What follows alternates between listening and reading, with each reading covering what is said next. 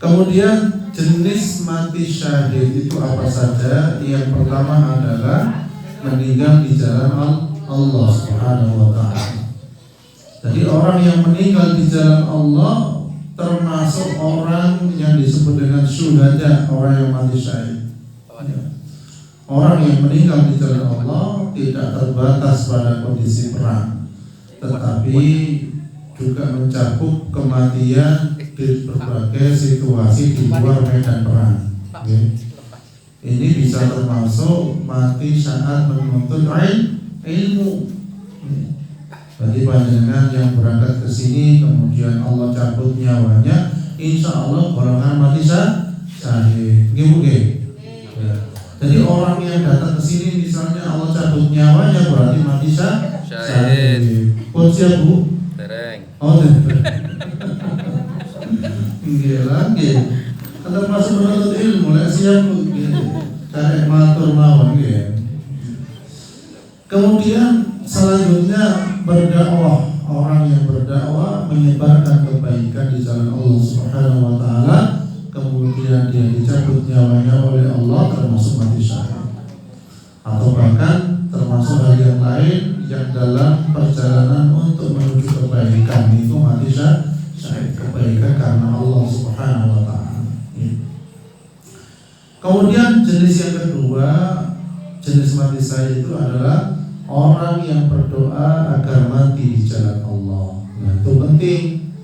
Kita niki ibaratnya antri untuk menuju kepada Allah. Antri kerja. Biasanya antrian kerja itu nyuwun dhisik atau nyuwun kari. Nggih Bu. Nggih. Ya antrian jauh duit nih, minta duluan nih. Lek antrian kerja nyuwun kari bae. Minta belakangan. Tapi kita berdoa kepada Allah Subhanahu wa taala agar dimatikan mati syahid. Rasulullah sallallahu alaihi wasallam bersabda, barang siapa yang memohon mati syahid kepada Allah Subhanahu wa taala dengan jujur dari dalam hatinya, maka Allah akan memberinya pahala syuhada, pahala orang yang mati syahid, meskipun ia meninggal di atas kasur. Yang penting donga minta kepada Allah mati syahid itu. Ya Allah, jadikan kula mati syahid. Ya mari kita berdoa ngoten, walaupun mati di atas kasur, itu insya Allah dinilai mati syahid. Tapi dungane tenanan. Aku mati di sini kok. Mboten usah mikir nonton. Antriane pun tertulis. Nah, ya apa butune mangke iki. Pun semuanya tertulis. Wonten waktu nih. Kemudian yang ketiga, jenis mati syahid itu yaitu yang terkena wabah kados corona kemarin. Wabah penyakit, apapun penyakit itu, pandemi ataupun penyakit yang lainnya, itu termasuk mati syahid. Yang jelas syarat itu harus terpenuhi, tetap Islam, tidak syirik kepada Allah. Khawatir orang yang sakit terkena wabah, terkena musibah, badannya mungkin banyak terkena kanker ataupun penyakit komplikasi, itu dikatakan syahid kalau dia masih di jalan Allah. Jangan sampai ketika diberikan sakit oleh Allah sidik-sidik nang dukun, ngeluh nang dukun loroten nang dukun, jantungan nang dukun. Nah ini tuh bukan asal malah syirik kepada Allah. Khawatir pas nang dukun mati, waduh, neraka selama-lamanya, naudzubillah min dzalik. Pun nyoba-nyoba, jadi kok dukune mandi, ayo rono ayo. Bukan asal. Barang siapa yang pergi ke dukun dan mempercayai apa yang diucapkannya, maka dia telah ingkar, telah kafir terhadap apa yang diturunkan oleh Nabi Muhammad SAW. Maka dalam hadis yang lain, barang siapa yang pergi ke dukun dan mempercayai apa yang diucapkannya, maka dia sholatnya tidak diterima selama 40 hari. Jadi sholatnya 40 hari yang lalu terhapus pahalanya karena pergi ke dukun. Nah, hati-hati, okay? Kan sampai seberang ciri-ciri dukun, okay? Nah, jadi harus hati-hati. Kemudian yang keempat, yang jenis mati syahid itu tenggelam. Mati tenggelam itu termasuk mati syahid. Pokoknya tenggelamnya jelas. Tadi nyolong ke lelem lain itu mati syahid kan? Aku tak nyolong ke mati syahid, nah itu bunuh diri namanya, cebur. Rasulullah SAW bersabda, mati syahid ada 7 macam selain berperang di jalan Allah. Orang yang mati karena wabah, taun adalah syahid. Orang yang mati karena sakit dalam perutnya adalah syahid. Jadi lor weteng itu termasuk mati syahid. Lor wetengnya langsung pecah. Nah, kecuali lor weteng minum anggur lain. Lor weteng apa? Mari membertus lain. Lor weteng mari minum baikon lain. Bunuh diri lain. Jadi yang sakit perut itu mati syahid. Kemudian orang yang mati tenggelam mati syahid. Orang yang mati tertimpa benda keras adalah mati syahid. Termasuk yang meninggal karena terkena reruntuhan itu. Jadi itu berarti kata Palestina lari-lari kena reruntuhan gitu. Reruntuhan yang karena dibom oleh Zionis Israel. Berarti banyak yang mati syahid di sana. Ya insya Allah banyak mati syahid. Kemudian orang yang mati karena penyakit lepra adalah syahid. Orang yang mati terbakar, termasuk terbakar itu adalah syahid. Dan seorang wanita yang mati karena hamil adalah syahidah. Ya, ibu-ibu yang meninggal karena hamil maksudnya itu termasuk syahidah. Ya, bapak hamil boten. Jadi ini banyak mati syahid ternyata di sini disebutkan. Kemudian yang kelima tadi disebutkan sakit perut, ya, orang yang meninggal karena sakit perut. Dalam hadis disampaikan barang siapa yang mati karena ada penyakit dalam perut maka dia syahid. Hadis riwayat Muslim. Kemudian yang keenam tadi disampaikan tertimpa benda keras. Tertimpa benda keras misalnya apa? Pohon tertimpa pohon sakit, atau batu tertimpa batu sakit, ya. Kena longsor tertimbun gitu sakit. Nah itu termasuk mati syahid. Kemudian yang ketujuh adalah terbakar. Misalnya akibat kebakaran rumah, tidak bisa nolong, ya, karena tidak nutup. Nah itu termasuk mati syahid. Ya. Jadi walaupun umat Islam yang katakan di Palestina banyak yang dibakar oleh orang-orang Israel, insya Allah termasuk mati syahid. Walaupun terbakar bau disangit tetap syahid. Ya, ketika terbakar itu minta pertolongan kepada Allah. Jadi jangan sampai tertimpa musibah ini terbakar tenggelam itu jangan minta kepada Allah. Kalimat yang terakhir yang diucapkan adalah La ilaha illallah. Ini penting dan dibiasakan. Seseorang membiasakan zikrullah, baca la ilaha illallah, Allahu akbar, takbir. Dan ketika Allah Subhanahu wa taala memanggilnya, niku sesuai dengan kebiasaannya yang terakhir mengucapkan nopo. Biasa zikir la ilaha illallah, ketika diambil oleh Allah nyawanya, insya Allah diakhiri dengan la ilaha illallah. Tiang ingkang angel mengucapkan kalimat zikrullah, kalimat talqin ketika sebelum nazar itu karena bisa jadi karena dia tidak biasa mengucapkan la ilaha illallah. Jadi ini penting mengucapkan la ilaha illallah. Karena bentuk pengesaan, bentuk seseorang hamba hanya menuhankan Allah Subhanahu wa taala, bentuk seorang hamba tidak syirik kepada Allah, bentuk seorang hamba hanya bergantung kepada Allah Subhanahu wa taala. Ini penting.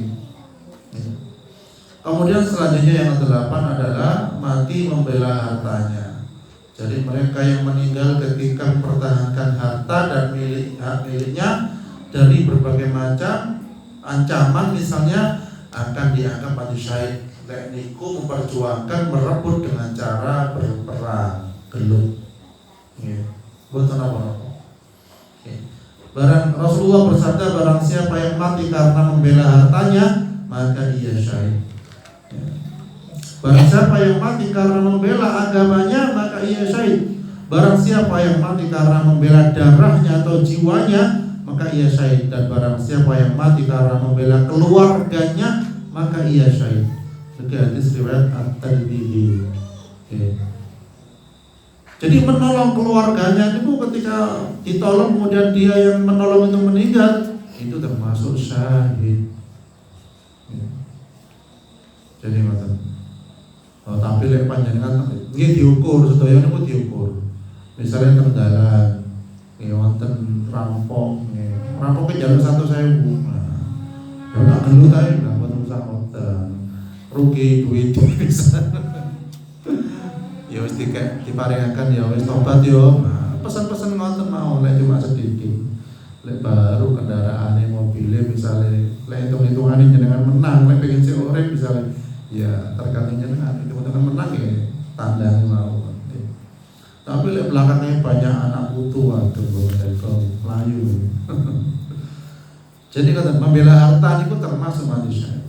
Kemudian yang ke-9 tadi membela keluarganya mati syahid. Kemudian yang ke-10 meninggal karena hewan, nah itu mati syahid. Ya termasuk hewan kurban sing nyeruntuk niku badan mati lah niku mati syahid. Jadi mati ini bareng kewane. Wonten video tentang India putih. Jadi hewan itu pas melampau karena hewan di sana dibiarkan tadi. Buatan ditali, sapi buatan tali baik di India. Didewakan. Jadi didewakan seakan-akan begitu. Ketika ada seorang anak kemudian diseruntuk seakan-akan kurang perlawanan, ya karena mereka menganggap hewan terutama sapi itu punya kelebihan.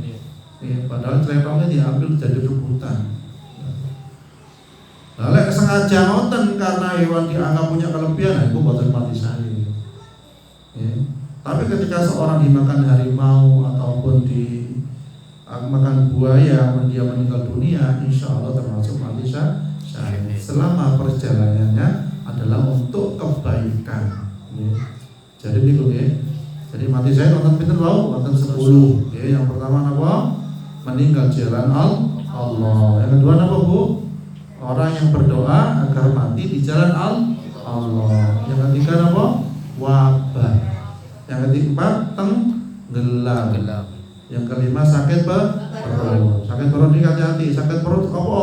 Akeh mangan wedhus. Nah, lain. Jadi serakah niku.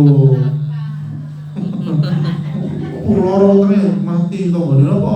Korban dipangan dhewe, sak wedhus siji, sapi siji ditekno lah niku sana kalau serakah niku sana. Nggih. Masih sakit perut pun dipaksa-paksa. Perut wis gak siap pedes, sambelnya sak cowek nggih. Nah, niku dipaksa jenenge. Kemudian yang keenam tadi napa? Tertimpa benda keras. Nggih, tertimpa benda keras. Kemudian selanjutnya yang ketujuh terbakar. Yang delapan apa? Membela hartanya. Yang ke-9 apa, Bu? Membela keluarganya. Masya Allah. Ibu-ibu yang bela keluarganya, oh tak masak orang keluargaku, kain gerus sambel misalnya geblak. Nah, insya Allah mati syahid itu. Nggih. Insya Allah mati syahid. Pokoknya selama pas gerus itu zikrullah, astagfirullah.